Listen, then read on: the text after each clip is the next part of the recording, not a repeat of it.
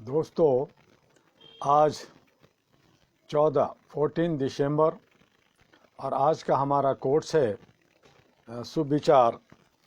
When there is the feeling that you have to tolerate a great deal, it means that you are still trying to tolerate। और इसी विचार सुविचार के साथ हमारे भारत कृषि प्रधान देश, भारत किसानों का देश, किसान है तो हिंदुस्तान है। और हम भारत के लोग विश्व में सर ऊंचा उठा करके चलते हैं कि हम कृषि प्रधान देश का, जहां अन्न की किसी को कोई कमी नहीं, ये रोजी रोटी और बाद में आता है मकान। प्राकृतिक ने हमें एक नहीं 6 ऋतुएं दी है। प्राकृतिक ने भरपूर हमें सूरज की किरणें, बारिश दी है, जिससे हम सभी लोग खुशहाल हों। और जो पेट के लिए, पापी पेट का सवाल है, उसके लिए जो अन्न वो भारत में हमें भरपूर मिलता है किसानों की वजह से, और इसीलिए हम किसान को अन्नदाता कहते हैं। आज भारत में सभी जगह और विशेष तौर पर दिल्ली के सभी बॉर्डरों पर किसान पिछले कई महीनों से लगातार धरना प्रदर्शन कर रहे हैं। आज अंश पे सभी बैठे हैं और वहाँ हमारे जनप्रतिनिधि, हमारे सेवक, हमारे पहरेदार उन्हें दमन, कुचलने और अंग्रेजों के स्टाइल में तोड़ फोड़ कर राजनीति करने में लगे हुए हैं। अंग्रेज ने खरीदा लोगों को और तोड़ा और भारत के ऊपर 196 साल शासन किया। और इसी आधार पे आज की जो सरकार है, जो जनता के लिए चुनी गई सरकार है, जो मात्र 31% मत लेकर करके पूरे 100% पर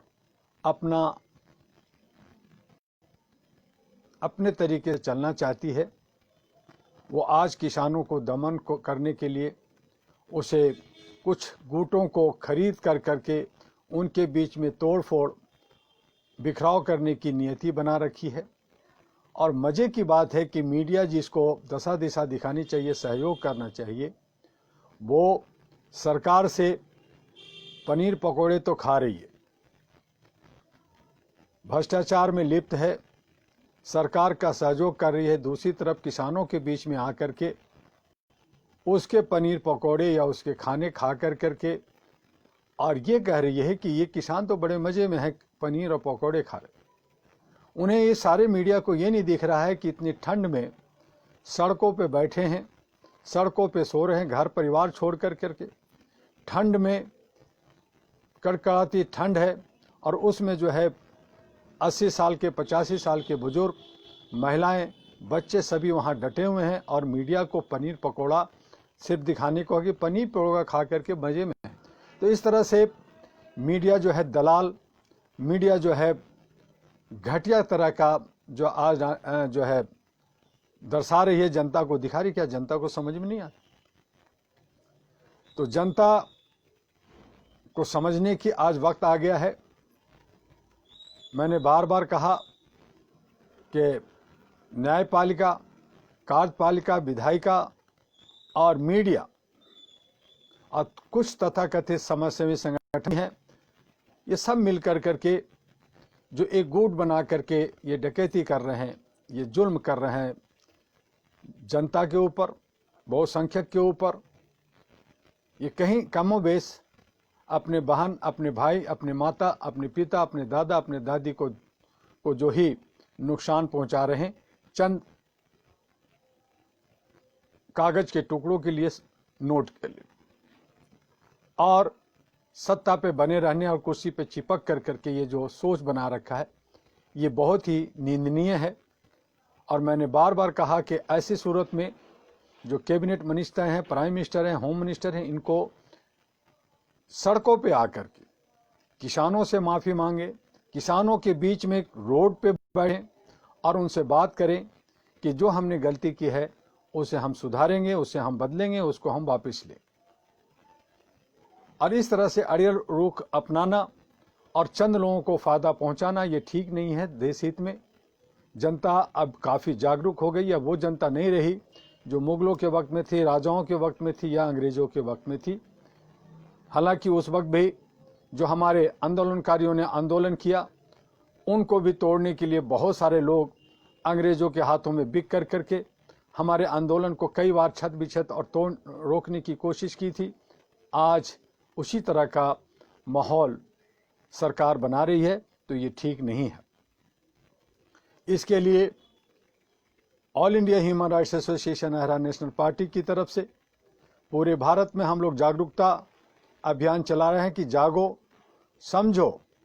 और उसके लिए हमने नारा भी कई बार, आज से नहीं बल्कि 20 साल की नारा है, जागो जनता बदलो सिस्टम। और व्यवस्था को बदलने की ज़रूरत है। सत्ता में आइए, जितने लोग दुखी हैं, जो वंचित हैं, जो दलित हैं, जो मूल निवासी अपने को कहते हैं, वो चीखने पिकारने से कुछ नहीं होगा। वो सत्ता में आइए, सत्ता की एक भागीदारी लीजिए। और जब आप सत्ता की भागीदारी लेंगे, सत्ता में अगर आएंगे, तो आपके हाथों में ये होगा। और जो लोग आप पे जुल्म कर रहे हैं, उनसे आप दो हाथ होंगे। व्यवस्था को बदल करके अपने भाई बहनों, माताओं और हमारे जो जनता जो दुखी है, जो शोषित है, जो दलित है, उनको आप संरक्षण देते हुए, उनको आप जो सही अमन और शांति का माहौल बनाते हुए भारत को विकसित करेंगे।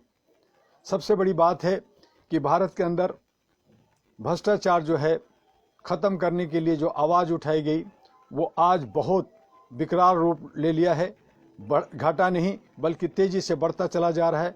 और इसमें हर साल घोटालेबाज, कभी जो है माल्या, कभी जो है मेहुल, तो कभी कोई और, तो कभी स्वामी, इस तरह से कई घोटाले, कई सरकार घोटाले करती है, पकड़ी जाती है।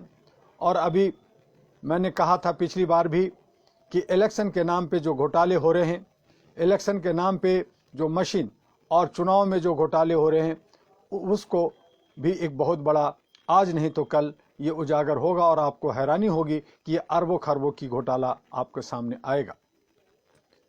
आने वाले वक्त में जो हमारे किसान के साथ जो अन्याय हो रहा है, इस पे भी घोटाला आपको देखने को मिलेगा।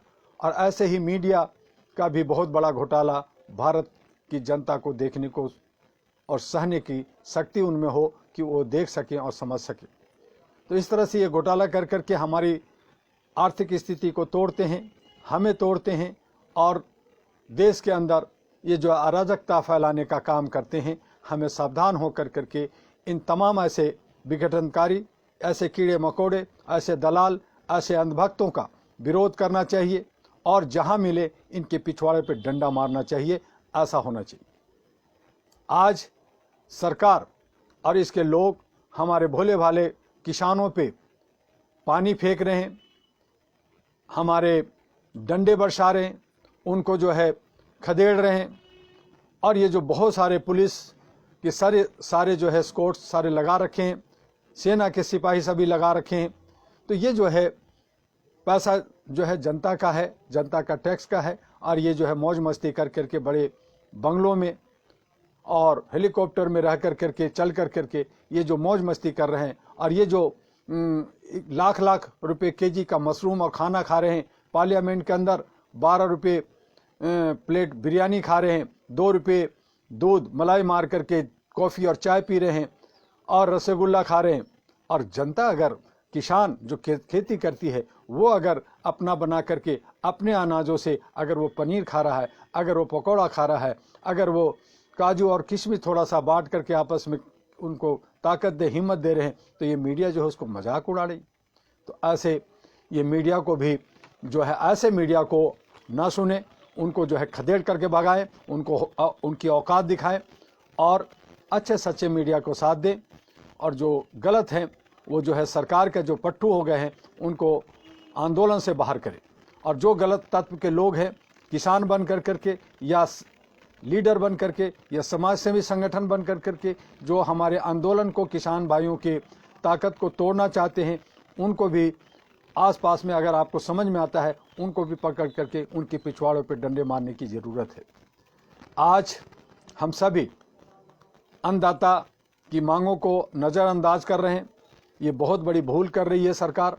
सब मिल करके और किसानों को साथ देना चाहिए पूरे भारत का। और इसीलिए all India human rights association AHRA, जो भारत के 7 लाख से ज़्यादा सदस्यों और उसके वेल विशर्स और 36 राज्यों में, हम सभी से अपील करते हैं कि आज किसानों को चाहे जिस भी रूप में आप जितना हो सके, जैसे हो सके, चाहे उनको समय दे करके या दूसरे तरीके से आप उनको सहयोग करें। हालांकि वो सक्षम है अपने आप में, लेकिन उसके बाद भी हमें मोरल सपोर्ट उन्हें देने की ज़रूरत है। और इसीलिए मैं कमोबेश कई बार बॉर्डर पे रात के वक्त में या जब भी हमें मौका मिल रहा उनके बीच में जा रहा हूँ।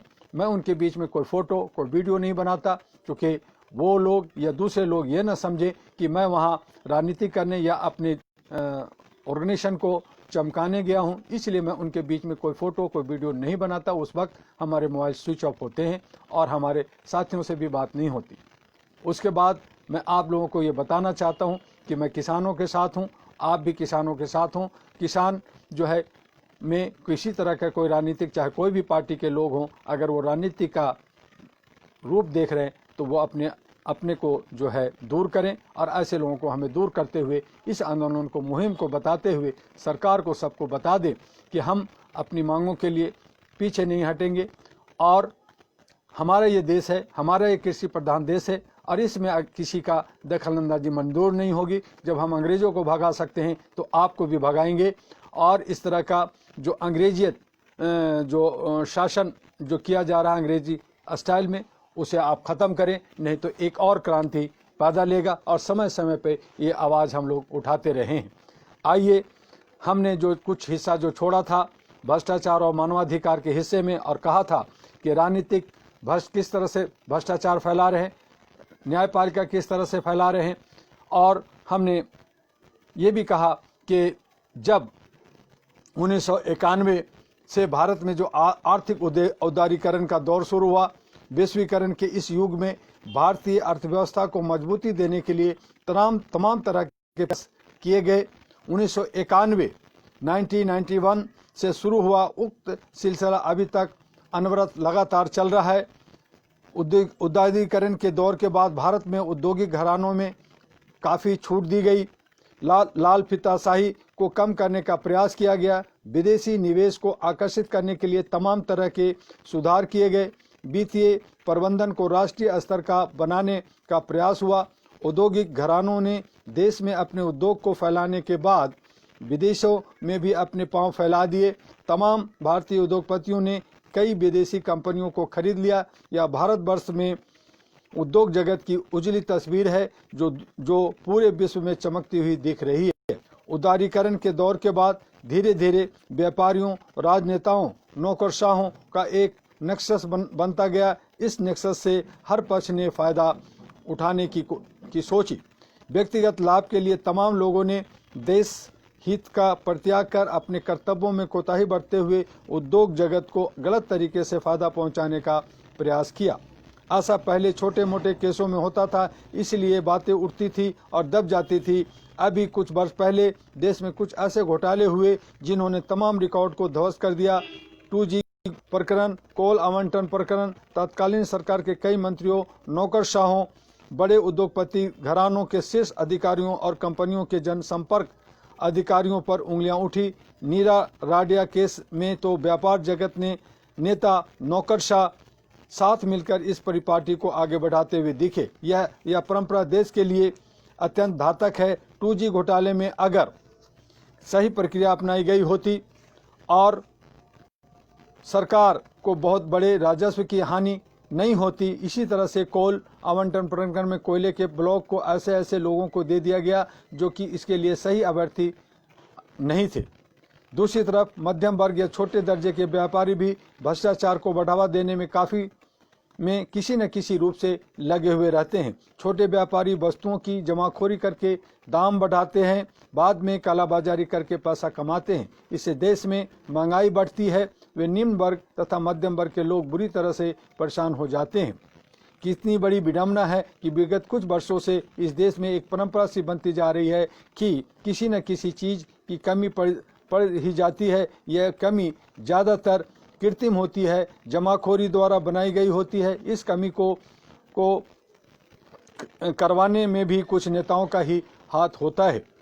कभी बाजार में टमाटर कम हो जाता है, तो कभी प्याज की कमी हो जाती है, तो कभी किसी प्रदेश में नमक ब्लैक में बिकने लगता है, कभी चीनी की जमाखोरी होती है, तो कभी सरसों का तेल की जमाखोरी होती है, कभी कभी तो आलू के दाम भी आसमान छूने लगता है। ये सब कुछ व्यापारियों एवं बाजारी करने वाले लोगों की मिलीभगत से होती है। इसी तरह की प्रवृत्ति भ्रष्टाचारी कही जाती है, जो कि मानवता के खिलाफ है, और ऐसी प्रवृत्ति मानवाधिकारों का घोर उल्लंघन है। व्यापार जगत के लोग पैसा कमाने के लिए व्यापार करते हैं, यह सच्चाई है, परंतु जब गलत हथकंडे अपनाकर पैसा कमाए जाते हैं, देश के राजस्व को नुकसान पहुंचाया जाता है, तो यह गलत परंपरा मानी जाती है। व्यापारी वर्ग को धन कमाने का अधिकार है, पर उनके लिए भी एक सीमा निर्धारित होनी चाहिए। देश व समाज को निचोड़ लेना और शासक वर्ग को भ्रष्ट बना देना अत्यंत ही निंदनीय है। मेरा मानना है कि इस तरह की प्रवृत्ति को बढ़ावा देने वाली व्यापारियों के काली सूची में डाल देना चाहिए। 2G स्पेक्ट्रम घोटाले या अन्य कई घोटाले जो व्यापारियों के नाम सामने आए हैं, देश को हानि पहुंचाने वाले औद्योगिक घरानों के खिलाफ कड़ी कार्रवाई करने का वक्त आ गया है। एक तरफ हमारे देश बड़े बड़े उद्योगपति विदेशी कंपनियां खरीद रहे हैं, दूसरी तरफ देश में पानी से लेकर सोना तक कई गुना महंगा हो गया है। व्यापारियों का कुछ सामाजिक सरोकार भी होता है। सामाजिक सरोकार के नाते भी उन्हें देश के गरीबों, दबे कुचलों, शोषित वंचितों की दशा को देखते हुए उन्हें यह तय करना होगा कि इनके आंसू कैसे पोंछे जाएं और इन्हें मुख्य धारा में कैसे शामिल किया जाए। बड़े औद्योगिक घरानों के लोग यदि देश से गरीबी मिटाने का संकल्प ले लें, तो एक दिन भारत में गरीबी नाम की कोई चीज ही नहीं रह जाएगी। मेरा मानना है कि प्राकृतिक संसाधनों के आवंटन पर सरकारी नीति को और सशक्त बनाने की जरूरत है। जिन नीतियों के तहत घोटाले होते हैं, उस पर सरकार को ध्यान देना चाहिए। जनता ने उसे अपने हितों के संरक्षण के लिए चुना है तथा उन्हें देश के संचालन की बागडोर इसलिए दी है कि वह भारत को विकसित राष्ट्र बनाए, यहाँ के सभी नागरिकों को सुख सुविधा मुहैया कराए। ऐसे में सरकार के रहनुमाओं का दायित्व बनता है कि वे जन आकांक्षाओं पर खरे उतरें। जनप्रतिनिधि वे नौकरशाह ये सभी जनता के सेवक माने जाते हैं। किसी भी जनप्रतिनिधि राजनेता की स्थिति बुरी हो जाने पर भी वह इस हद तक परेशान नहीं होता कि उसके पास खाने पीने की परेशानी हो जाए, सोने या रहने की परेशानी हो जाए, परंतु जनता के लिए ये लोग सेवा का व्रत लेते हैं। उस जनता को उसका हक देने में नाकाम साबित होते हैं। यहाँ पर इन लोगों को मानवीय तरीके से सोचने की जरूरत है। दुनिया में जितने भी नियम और कानून बनाए जाते हैं, सब जनता की भलाई के लिए होते हैं। जिन नियमों और कानूनों के से जनता का नुकसान हो, उससे फायदा न मिले, तो उसे बदल देना चाहिए, या यह समय की मांग है। भ्रष्टाचार को खत्म करने में पूरी तरह से पारदर्शिता दिखानी होगी। देश व समाज के साथ साथ उन्हें मानवता के प्रति भी अपना प्रेम प्रदर्शित करना होगा। इसी से मानवाधिकारों का भी पालन होगा। हमारे देश में भ्रष्टाचार पर हर वर्ग तबके के लोगों में समा चुकी है, छोटे स्तर से लेकर बड़े स्तर तक फैल चुका है। यदि सच कहा जाए तो पूरे सिस्टम को भ्रष्टाचार रूपी दानव ने घेर रखा है। कुछ जगहों पर तो नियमित तरीके से लगे हैं भ्रष्टाचार में, जैसे कोई पुलिस वाला किसी गाड़ी को रोककर उसका लाइसेंस चेक करता है और कुछ कमी होने पर कुछ पैसा लेकर उस कमियों को नज़रअंदाज करते हुए उसे गाड़ी को छोड़ देता है। यह भ्रष्टाचार कहलाता है। यह प्राय हर जगह देखा जाता है। हर आदमी इसे देखकर आगे बढ़ जाता है, मानो उसके ऊपर कोई फर्क ही नहीं पड़ता। जीटी रोड हो या हाईवे हो, रात में चलने वाले ट्रकों के काफिले को ITO विभाग के लोग व पुलिस के जवान कहीं भी रोक लेते हैं और उन्हें कुछ कमी बता देते हैं और अंत में समझौता करके उन गाड़ियों को छोड़ दिया जाता है। यह आम बात हो गई है। 14 वर्ष से कम उम्र के बच्चों से दुकानों पर काम करवाना जुल्म है, परंतु बड़े व छोटे शहरों सभी जगह बच्चे काम करते देखे जा सकते हैं।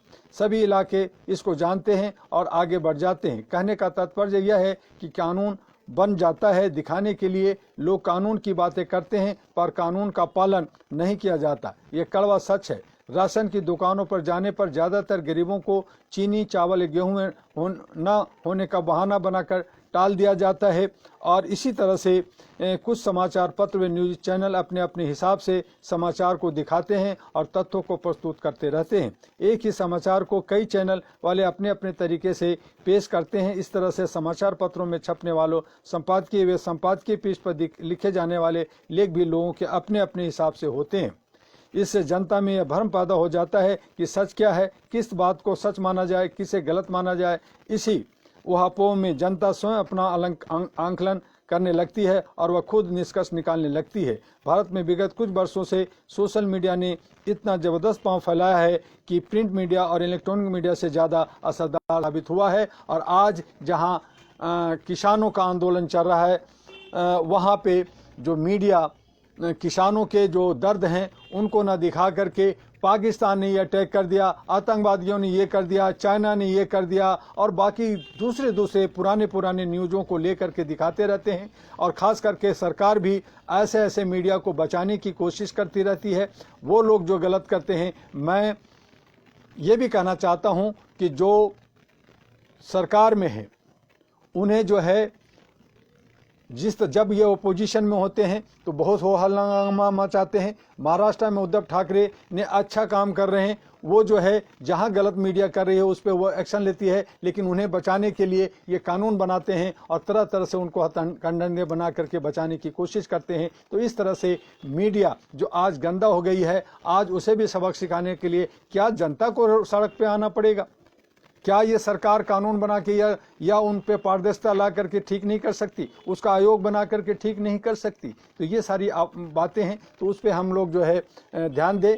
और मानवीय मूल्यों को, चूँकि हम लोग मानवाधिकार के कार्यकर्ता हैं, अमन और शांति के हितैषी हैं, और हम लोग जो है अमन फैलाने के लिए, आपसी प्यार बनाने के लिए हम आपस में जोड़ें और सही तरीके से किसी तरह का अमानवीय काम ना करें, किसी तरह का असंवैधानिक काम ना करें, संवैधानिक तरीके से काम करें। और जो संविधान को मानने वाले, जो संविधान के अंदर जो सरकार में है, अगर वो गलत करते हैं तो उस पर हमारा पूरा हक बनता है कि हम उस पर आवाज़ उठाएं। बस आज इतना ही। आपका डॉक्टर एमयू दुआ। कल फिर 1 बजे मिलेंगे फेसबुक पे ह्यूमन राइट्स अहरा और यूट्यूब पे ह्यूमन राइट्स डॉक्टर एमयू दुआ। आप वहां जा कर के आप देखें और इसे ज़्यादा से ज़्यादा सब्सक्राइब करें, शेयर करें। जय हिंद, जय भारत, नमस्कार।